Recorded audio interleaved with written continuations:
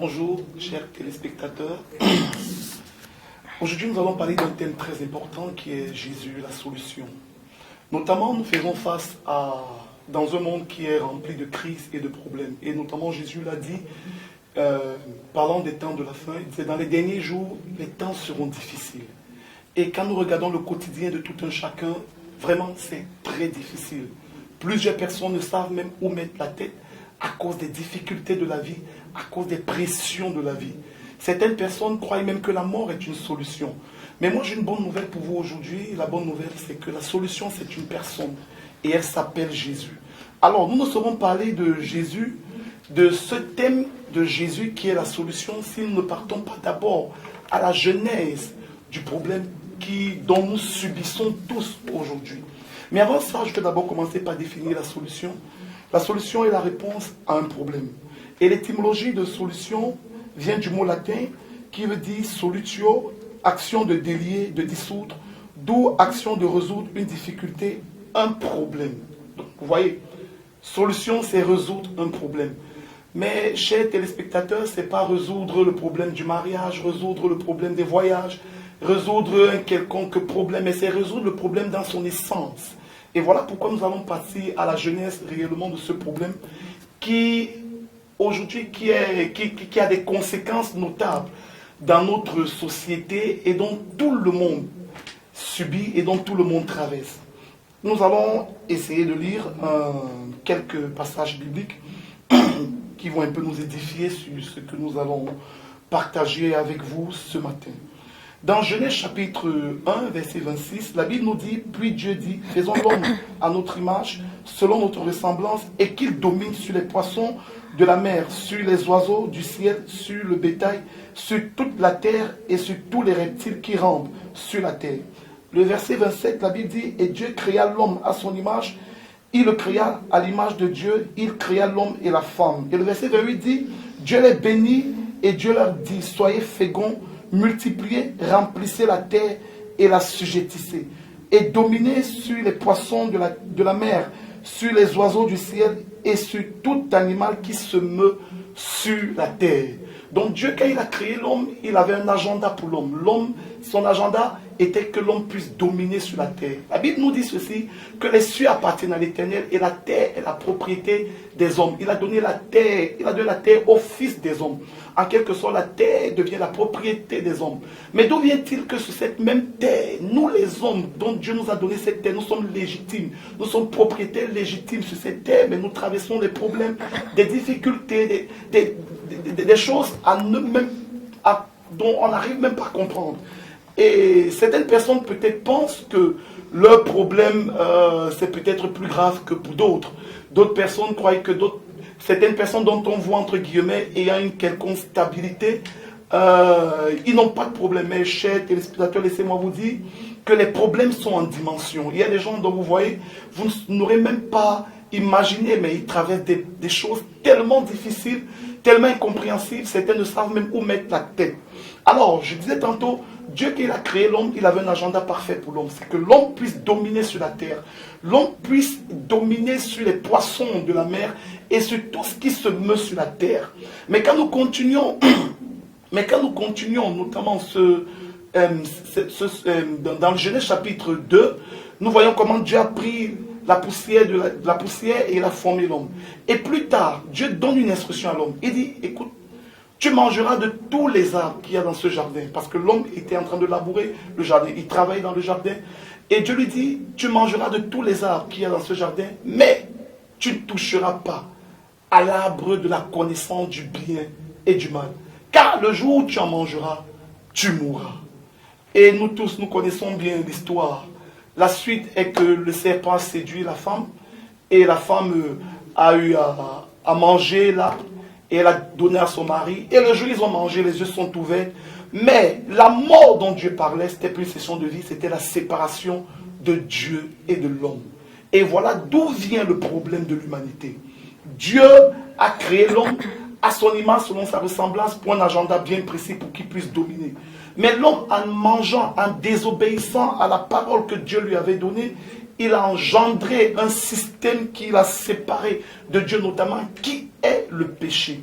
Mais Dieu étant bon, Dieu étant un Père, il avait déjà pensé une solution. Laissez-moi vous dire, certaines personnes me diront, mais pasteur, pourquoi Dieu avait mis cet arbre au milieu du jardin d'Éden, sachant que l'homme aurait dû manger cet arbre et nous serons aujourd'hui dans des problèmes que nous subissons aujourd'hui. Mais laissez-moi vous dire, chers téléspectateurs, là où il n'y a pas de restriction, il n'y a pas de véritable liberté. Là où il n'y a pas d'interdit, il n'y a pas de véritable liberté. Là où il n'y a pas de loi, il n'y a pas de véritable liberté. Donc Dieu a donné la liberté à l'homme, mais il avait mis une loi. Et il s'attendait à ce que l'homme puisse l'obéir librement, sans compromission, sans, qu'est-ce que je peux dire, sans avoir une quelconque pression sur la tête. Et c'était aussi une façon d'éprouver l'amour que l'homme avait notamment pour lui, Dieu.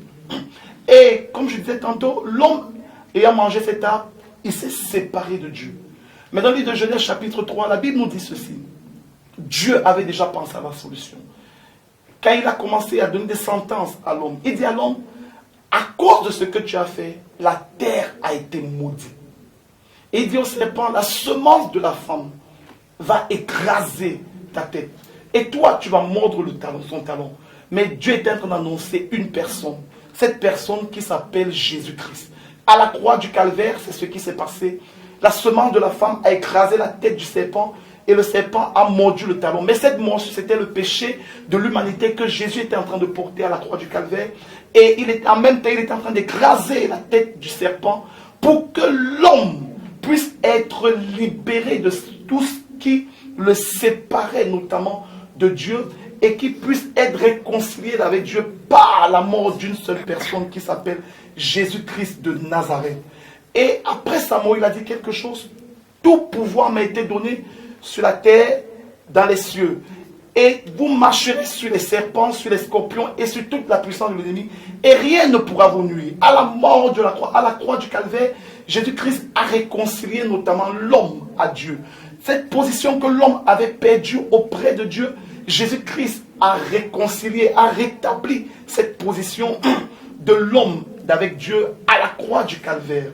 Donc, c'est la seule personne qui est la solution. Parce que à la Genèse, le problème qui était le péché qui a séparé l'homme de Dieu, Jésus est venu répondre à ce problème en mourant à la croix du calvaire pour que nous, l'humanité, nous les hommes, nous puissions revenir à lui, à Dieu notamment, par lui. Et il dit quelque part, il dit, je suis le chemin, la vérité et la vie. Et nul ne vient au Père qu'en passant par moi. Donc ce n'est que par Jésus-Christ que nous puissions avoir, que nous avons accès au Père.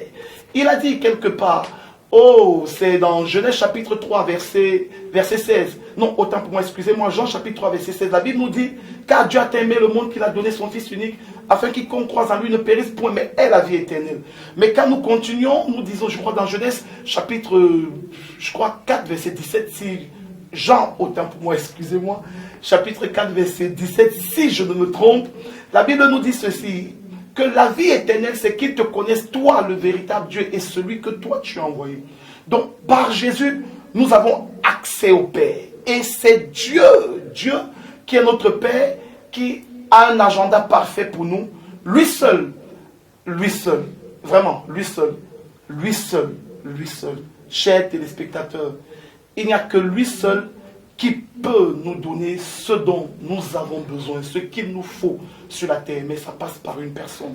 Ce n'est pas la quête de l'argent, ce n'est pas être à la quête d'un quelconque voyage, ce n'est pas attendre une mort soudaine qui va nous donner une quelconque solution, parce que certaines personnes nous disent il est mieux que nous mourons, le jour où nous allons mourir, nous allons nous reposer de tous nos problèmes que nous traversons.